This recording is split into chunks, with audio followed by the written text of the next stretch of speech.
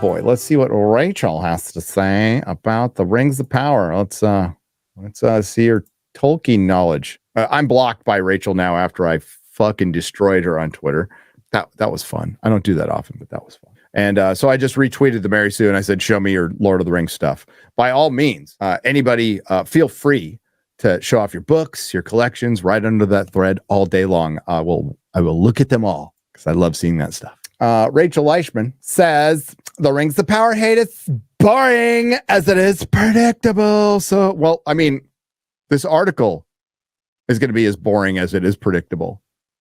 But please tell me what's good about it. We're back with another installment of Let People Enjoy the Thing. Okay. See? You clicked on my face. You clicked on my face and Jeremy's face and Drinker's face. You don't have to see any of this shit. You can enjoy whatever the fuck you want, but you can't. But you can't because you're so thin-skinned. You're so insecure that even hearing a dissenting opinion, even if it's breaking down the lore and breaking down the lack of lore, shatters your personal spirit. It's fake geek girls like you that came in and fucking ruined fandom. Let people enjoy it. Enjoy it all you fucking want. I don't care. Hey, Rachel, why don't you review every fucking episode? And why don't you break down where I'm wrong about the lore or why it works? Why don't you do that? Why don't you go out on YouTube, edit your own stuff, get good enough, and maybe people start watching it, and then maybe you can hire an editor, which gives you more time to research and do other things. By all means, do it. This time we're talking about Lord of the Rings of Power. It is yet again another series that people online want to hate on just because I guess I don't get it. The show is fun to watch. Okay. I think a fundamental part of being a pop culture, being in the pop culture sphere and providing commentary, I think it is vital that you have some sense of good taste. Now, we can disagree. There's definitely Alien Romulus, massive disagreement. Yeah, a lot of people disagree with me. Great. I'm willing to listen to those arguments because I don't think I didn't like Alien Romulus for reasons that are completely separate for the reasons I didn't like Acolyte. I still think there's value in Alien Romulus. I still think the director's good. I think there was some good stuff there. It whiffed to me. It whiffed. But I think they have a foundation and a structure to work with, right? We can see that's nuance. That's nuance. You can like the Rings of Power in the same way you can like Twilight. I don't care. But if you're going to start recommending me stuff, I'm going to go, you like Twilight. You like the Rings of Power. Not sure. Not sure. Bless you if you think the show is fun, because I think it's largely a boring slog. We can just remove the lore for a moment. It's a poorly made TV show. The acting is atrocious. The writing is even worse. The pacing is unimaginably bad. It's fucking bad. And I think this will taper down. More people were interested in the Acolyte, memeing the Acolyte, because they only had to sit through 20-minute episodes. By the way, these all should be 20, 25-minute episodes. Having watched 4 episodes of this, the amount of pauses between dialogue, I mean, you could sail an aircraft carrier through the fucking pauses in dialogue. That's why if you see my videos, I'm cutting, you see people jumping. Those are the pauses in dialogue that would make the clip 20 seconds long. I value your time. And the fact that they made Lord of the Rings a thirst trap show is everything wrong with modern Hollywood. The Rings of Power follows Galadriel, Morfydd Clark, at a time when Sauron, Charlie Vickers, is creating the titular Rings of Power. The show itself is based largely on the appendices of Lord of the Rings, giving it a bit more freedom in what to do. No. I'll stop you right there, little lady. If you have read the appendices of Lord of the Rings, they are in a very specific order.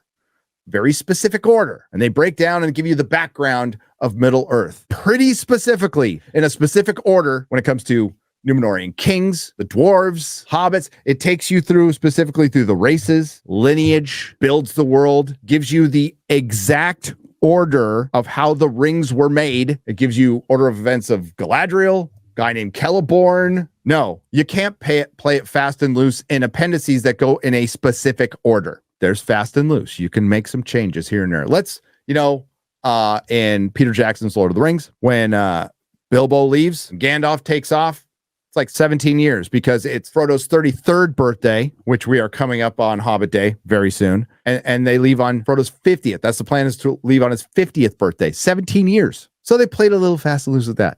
Okay, fine. That's fine. There's a difference between 17 years and 1,800 years and 2,500 years. Big difference. I don't know if I'm going to make it through this. Giving it a bit more freedom in what to do with characters and storylines as opposed to the Peter Jackson adaptations of Lord of the Rings books themselves. This has, for reasons that should be obvious at this point, brought out the worst of the internet. Baby cakes, you are the worst of the internet. Look in the mirror. You might need 2 or 3. From the first season on, fans of Lord of the Rings have complained about the show for one reason or another. You know, lore. Respecting the author, his wishes, his messages, bigots.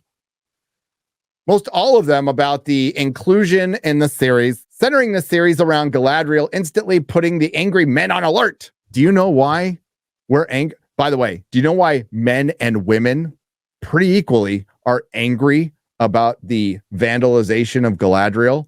Do you know why? Oh, you don't know why, you fake geek girl. Why don't you go read the books? Maybe you'll find out why. But you would hate the books, Rachel Leichman. You would hate everything about them. You don't like this series. You're not a fan of Lord of the Rings. Maybe you were before you took women's studies, but not anymore. You're the kind of person that thinks this is probably an improvement. Galadriel was like the mother of Middle Earth. Probably with the ring, Anya, that she was the most powerful being outside of like Maiar. Pretty powerful. Pretty fucking powerful woman. I think one of the best things Peter Jackson did was in Lothlorien when she just takes out Boromir with a gaze, like pierces him emotionally, just like and telling him that there's hope where like he is fully black-pilled, right? And I thought that was great. It's also a great scene in the books where Celeborn gets a little mad at Gimli for them digging up the Balrog, and he was just upset that Gandalf was dead, and Galadriel's like, hey, you know, I'm paraphrasing. This wasn't Tolkien's language. She's like, chill out. The guy just went home and saw that everybody's dead. And Celeborn immediately is like, forgive me. Forgive me. Thought that was really cool. But let's get back to why she thinks Galadriel's awesome. The reduction of this character, this ethereal character, into basically girl Legolas in the last episode. Fucking shooting arrows that are flaming, shooting fucking lanterns and that turn into napalm, slaying all those poor orc fathers. She's a monster. From the first season on, fans of Lord of the Rings have complained about the show for one reason or another. Cite some receipts. All of them about the inclusion in the series. All of them. Most all of them. Okay, that's factually incorrect. If you watch my latest video, I point out to where Amazon actually had an opportunity to represent the East in some way and didn't. Centering the series around Galadriel instantly put angry men on alert. Then we have women of color in prominent roles, as well as men of color playing elves, dwarves, and other characters that they did in Peter Jackson's films or in the books. Let's forget Peter Jackson's films, because this is not connected in any way. This is a separate studio with separate rights, making something completely separate, even though they're copying Peter Jackson shot for shot in so far 4 episodes in a row. Warner Brothers should be suing somebody. My God, I hope they do. No, we're talking about the books, where Tolkien is pretty specific. These fans have said that they don't like the liberties. The show is liberties. They've made up an entirely new fanfic. It's not just liberties, okay, with J.R.R. Tolkien's work, but the argument isn't actually founded in what Tolkien and his family want. Oh, really? Do you know how I know? Because the Tolkien estate is heavily involved in the show. Oh, I saw another retard trying to make this point on Twitter. Let's go, shall we? Let's talk about this. Christopher Tolkien, the greatest son who ever lived, passed right when this started production. I think his thought was, I want to set my family up, which is, you know, a good dad does this. A good patriarch does this. I want to set my kids up, these little spoiled, rotten kids who've never known a hard day of work in their fucking life. I want to set them up for life. All right. The problem is the apple can fall pretty far away from the tree. right? Christopher Tolkien, good son to his father, J.R.R. Tolkien. I don't know any of these heirs, and they're probably just rich, aloof, English elite at this point. Then there's Simon, who was described directly by somebody who worked directly on the show as a nice enough guy, but a bit of an idiot, and is the one who came up with the whole, I want to make Sauron a Walter White story. Now, there were people there to begin with who said, fuck no, we're not going to do that. But those people left. And the people who came in, Jennifer Salk, J.D. Payne, and Patrick McKay were there before. They were made showrunners. And others, Lindsay Weber went, sure, because they don't know the fucking difference. Remember, the people who were there before are the ones who got the rights to Conan with Miguel Sapochnik and Ryan Condell, were the people who got the rights initially to The Boys and Invincible and Lord of the Rings. Those people are no longer there. One of them being Roy Price. Roy Price, Me Too'd right out the door because he made a dick joke at a party.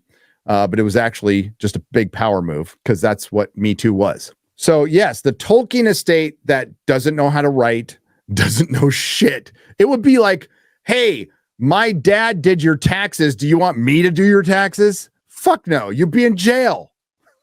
You'd be in fucking jail. And then she's trying to break some news here. You know what the Tolkien family didn't love? Mainly Christopher Tolkien? The Peter Jackson movies. And do you know why, Rachel, that you looked up in an article and you don't even know fucking why? Do you know why he didn't like them? I bet you don't. Or you would have fucking written it. He didn't like them because of the focus on battle. I'm simplifying the hell out of it, but the focus on battle. Simon Tolkien, the grandson of Tolkien and the son of Christopher Tolkien, is a consultant on the Prime Video series. Yes, my dad did Dr. Seuss and the estate's taxes until he passed away. That'd be like me consulting on the Dr. Seuss estate's taxes. Rings of Power is fascinating. I'm sorry, it just is. Oh, I can't wait for this. The first season of the show had a lot of mystery to it. Was Halbrand really Sauron tricking Galadriel? By the way, I guessed it. The first time I saw a picture of him, I'm like, oh, he's Sauron. He's going to be Sauron. But I thought they would make him Anatar. Through Az, I found out like everything.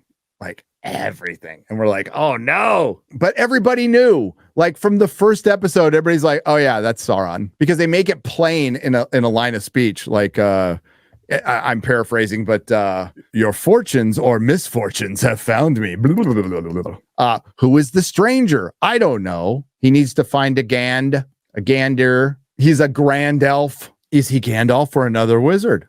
We still don't know, by the way, officially. When will all the different tribes of halflings come together to be hobbits? This is a tourist. She watched this while looking at her fucking phone. She knows nothing of the fucking lore. She probably watched the Peter Jackson films. It's excited me to see all these aspects of the story being explored at the same time. Well, that's great. I'm glad. Please write an article about the laser pointer that entertained you last week. I'd like to see a great breakdown of that. In season 2, we're seeing Sauron turn his gaze to Celebrimbor. His gaze. Get it? Charles Edwards. And I think it is fascinating how the show explores Sauron's use of the elves. What use? That to me makes the storyline with the elves from the Lord of the Rings even more interesting. I love every single thing that happens with the halflings, which is unsurprising since I love hobbits. You look like one. And I think Nuri's journey with the stranger is a perfect parallel of Gandalf's relationship with the hobbits. Parallel? Or plagiarism. Even Aragorn and Eowyn fans can find something to love in Miriel.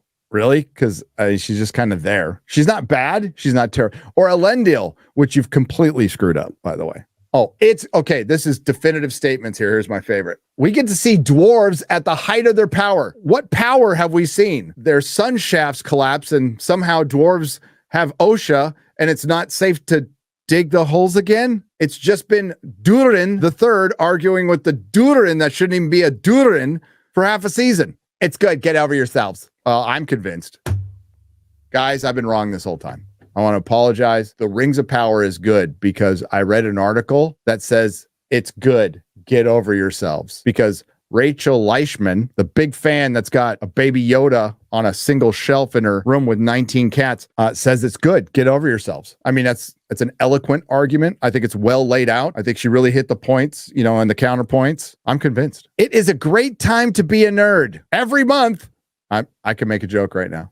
But you've already made it in the chat. We have a new show to unpack and love. Do we? Every month? The last good show I watched, Arcane's good. I'm not finished with Terminator Zero. But being online during this time has been miserable. Well, I mean, honestly, is it the internet or is it you?